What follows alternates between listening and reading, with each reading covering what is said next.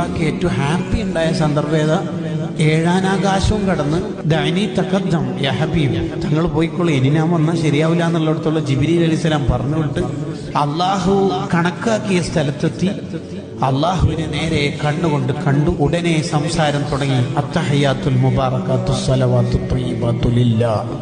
സർവ്വ സന്തോഷങ്ങളും പുകളുകളും അഭിവാദ്യങ്ങളും എൻ്റെ പ്രിയപ്പെട്ട റബ്ബിന്.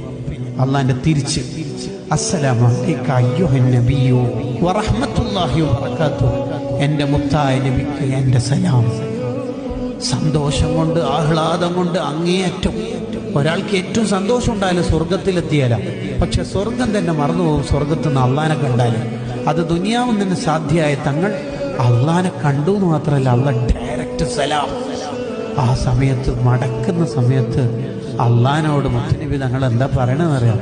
എനിക്ക് മാത്രം പോരാ, അസ്സലാമു അലൈനാ വഅലാ ഇബാദില്ലാഹി സ്വാലിഹീൻ. എൻ്റെ പാവപ്പെട്ട ഉമ്മത്തുണ്ട് ദുനിയാവിൽ, സാധുക്കളാണ്, ഓർക്കും നിന്റെ സലാം വേണം അല്ലാഹ്. അപ്പോഴും നമ്മൾ എന്നെയാ മനസ്സിലുള്ളത്.